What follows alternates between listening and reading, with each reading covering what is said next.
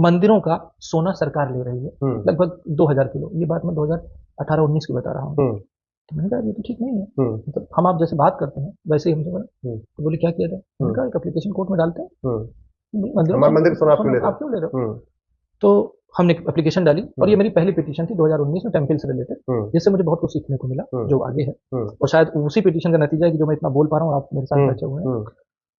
वो तो हमने रुकवा लिया कि 2000 किलो सोना मंदिरों का सरकार नहीं ले पाई, वो मंदिरों के पास रहा।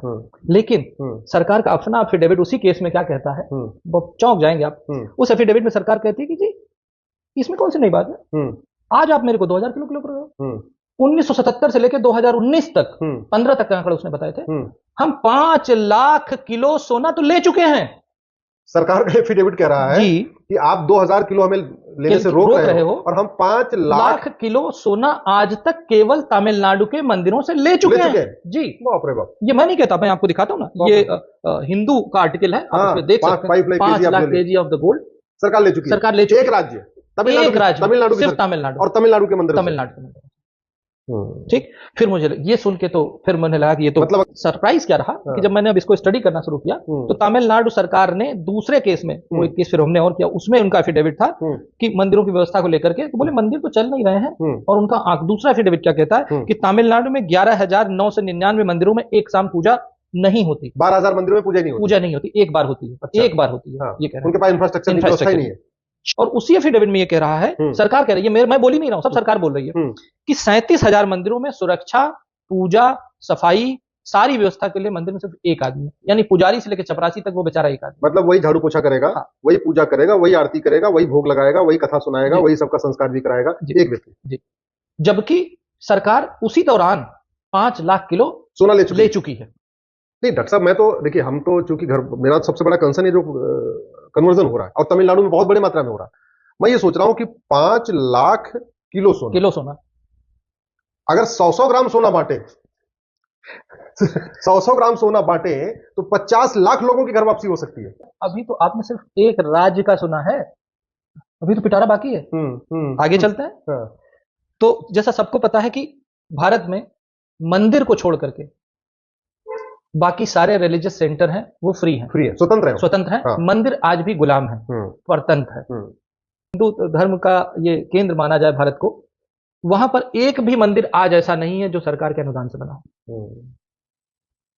एक भी मंदिर सरकार के अनुदान से नहीं बना। हमने ये आरटीआई डाली कि अच्छा ये 5 लाख किलो सोना आया तो गया कहां? क्वेरी है। अभी इतने मंदिर बंद हो गए, सोना आया सरकार ने, तो गया कहां? 5 लाख, तो 5 लाख किलो। और ये सिर्फ सोना, अभी पैसा हमने बताया नहीं। पैसा अलग है, इनकम अलग है। ये आरटीआई में लॉ स्ट्रीट जर्नल का आर्टिकल में कोट कर रहा हूं। इसमें ये कह रहा है कि where does the temple money go, state and centre authorities have no answer, Law Street RTI reveals. तो उनको पता ही नहीं है कि वो कह रहे हैं हमको नहीं पता जी कि 5 लाख किलो सोना आया था, इतना निकला, पर उसका यूटिलाइजेशन कहां हुआ इसके लिए उनके पास आंकड़ा नहीं है कि कहां यूटिलाइज हुआ। जून 2022 मद्रास हाईकोर्ट ऑर्डर, जब हम लोग इस केस में घुसे तो केस में यह हुआ कि जो आप उसमें मूर्तियां देखते हैं वो मूर्तियां गायब करके डुप्लीकेट मूर्तियां रखी हुई हैं।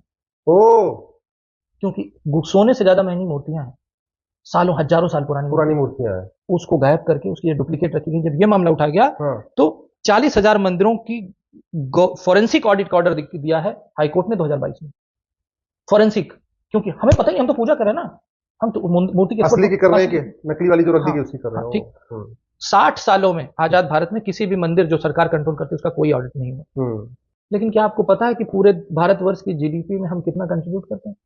भारत की जीडीपी में हम एक ऐसा अकेला धर्म है या धर्म संस्थान है या वो न्यूक्लियस है, सनातन धर्म मंदिर हमारे जो मंदिर है जो भारत की जीडीपी का 2.35% कंट्रीब्यूट करते हैं। ये मंदिर इकोनॉमी से सरकार को मिलता है, 2.35%, लगभग 2.5% हो गए। और ये आंकड़ा है जो भारतवर्ष के हेल्थ बजट से ज्यादा है, भारतवर्ष के एजुकेशन बजट से ज्यादा है, जो भारतवर्ष का डिफेंस बजट है लगभग 2.5% का, उससे थोड़ा सा कम। इतना मतलब ये हुआ कि जो वैष्णो देवी पे लोग इतना सब चढ़ावा चढ़ा रहे हैं, या तिरुपति पे इतना चढ़ावा चढ़ा रहे हैं, या सिद्धिविनायक में चढ़ा रहे हैं, या जो बड़े बड़े मंदिर, हमारे बड़े प्रोमिनेंट मंदिर है, तो लोग चढ़ा तो रहे हैं अपने भगवान को, श्रद्धा के, और सरकार उसको ले रही है, वो सरकार के पास जा रहा है। और वो हिंदू धर्म के हित में, हिंदू धर्म के प्रचार प्रसार के लिए खर्च भी नहीं हो रहा है, वो पैसा वहां जाते सेकुलर हो जा रहा है। हाँ, सेकुलर हो जाता है। तभी तो मैंने पूछा यूज कहाँ होता है, तो उनका जवाब नहीं था। अब आप लेटेस्ट देखिए राम मंदिर, उसका जो क्वांटम था वो 5,450 करोड़ था, जबकि राम टेम्पल ट्रस्ट ने मना कर दिया था पैसा मत दो। ठीक बात है, मना किया। और एक चीज बता दूं, ये 5,450 करोड़ रुपया जो है, ये उस साल के भारत के डिफेंस बजट से ज्यादा था। तिरुपति बालाजी से हर साल 3,023 करोड़ रुपए सरकार के पास जाता है। वैष्णो देवी से 2,000 करोड़ रुपए हर साल जाता है। अंबाजी से 4,000 करोड़ रुपए जाता है। द्वारकाधीश से 1,200 करोड़ रुपए जाता है। सोमनाथ से लगभग 1,200 करोड़ रुपए जाता है। गोल्डन टेम्पल से 690 करोड़ रुपए जाता है। ये हकीकत है। और जो गोल्ड का जो डोनेशन होता है, ये तो पैसे, जो मैंने पैसे बताए, गोल्ड का डोनेशन जो एवरेज देखा गया है, मैं 2 मंदिरों का बता देता हूं। जो तिरुपति बालाजी में लगभग हर साल 130 किलो सोना डोनेट होता है, और शिरडी के साईं बाबा जो कहे जाते हैं, वहां पे हर साल 380 करोड़ रुपए, 380 किलो सोना डोनेट होता है, और ये सरकार के पास जाता है। और ये जो भी डोनेट हो रहा है, ये हिंदू धर्म के प्रचार प्रसार के काम में कोई नहीं आ रहा है।